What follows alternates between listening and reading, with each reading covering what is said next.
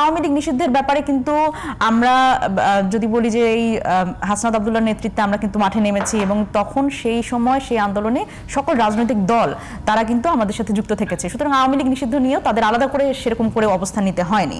এবং দেখেন নতুন সংবিধান, এই যে একটা 5 আগস্ট পরবর্তী সময় আমরা বলছি যে বাংলাদেশের গুণগত পরিবর্তন, এবং এই নতুন সংবিধানের দাবি কিন্তু সবচেয়ে বেশি আসলে তাদের হওয়ার কথা ছিল, কারণ এই 72-এর সংবিধান কিন্তু তাদের জন্য একটা গলার কাটা। কিন্তু আপনি কখনো দেখবেন না যে জামাত প্রকাশ্যে কখনো বলছে যে নতুন সংবিধানের কথা, তাদের বলতে হচ্ছে না, কারণ এনসিপি এখানে স্ট্যান্ড নিয়ে নিয়েছে অলরেডি।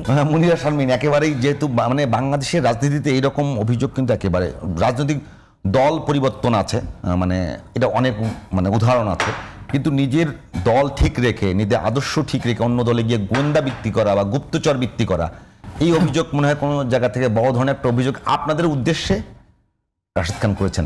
না, তাদের উদ্দেশ্যে না, আমি কিন্তু আমার দলের কথা, আপনার দল সহ দুইটা দল সাফারার, আপনারা কি সাফার করেছেন কিনা?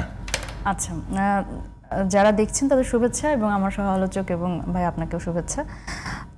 দেখেন, আমার এটা ব্যক্তিগত বিশ্লেষণ যদি আমি বলি, সেটা হচ্ছে যে জামাত অবশ্যই এক ধরনের প্রক্সি রাজনীতি করে আসছে বহুদিন ধরেই।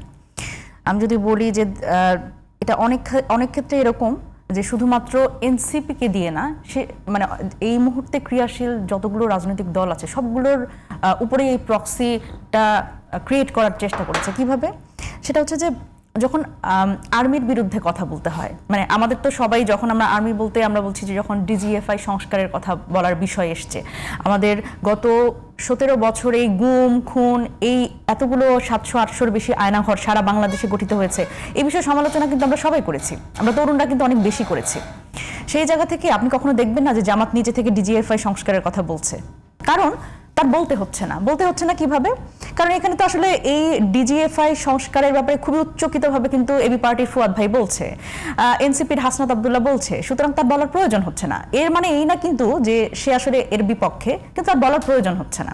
আরো মজার বিষয় দেখেন, জাতীয় পার্টি নিষিদ্ধের ব্যাপারে আপনি কি কখনো শুনেছেন যে জামাত একেবারে সরাসরি এসে বলেছে কোনো মিডিয়াতে জাতীয় পার্টি নিষিদ্ধ করতে হবে? দরকার নাই, কারণ এটি গণ অধিকার দিয়ে তো অলরেডি তারা পারপাস সার্ভ করতে পারছে। কারণ আমরা দেখেছি যে গণ অধিকারের নুরুল হক নূরের উপর যখন আসলে এই ধরনের একটা ন্যাক্কারজনক হামলা হলো, আমরা সকল রাজনৈতিক দল তারা কিন্তু আমরা মাঠে নেমেছি এবং আমরা কিন্তু এই ব্যাপারে কথা বলেছি। আমরা জাতীয় পার্টি মানে দল হিসেবে নিষিদ্ধ করা বা তাদের ব্যাপারে কি হবে এই বিষয়ে কিন্তু আমরা তখন আলোচনা করেছি, তার কিন্তু এই বিষয়ে কোনো কথা বলতে হয় নাই।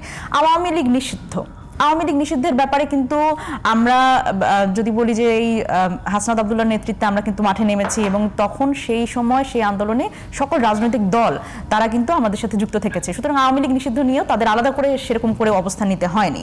এবং দেখেন নতুন সংবিধান, এই যে একটা 5 আগস্ট পরবর্তী সময় আমরা বলছি যে বাংলাদেশের গুণগত পরিবর্তন, এবং এই নতুন সংবিধানের দাবি কিন্তু সবচেয়ে বেশি আসলে তাদের হওয়ার কথা ছিল, কারণ এই 72-এর সংবিধান কিন্তু তাদের জন্য একটা গলার কাটা। কিন্তু আপনি কখনো দেখবেন না যে জামাত প্রকাশ্যে কখনো বলছে যে নতুন সংবিধানের কথা, তাদের বলতে হচ্ছে না, কারণ এনসিপি এখানে স্ট্যান্ড নিয়ে নিয়েছে অলরেডি। সুতরাং এই ধরনের একটা প্রক্সি রাজনীতির এক ধরনের একটা ধরন, রাজনীতির এই ধরনটা তারা ফলো করছে।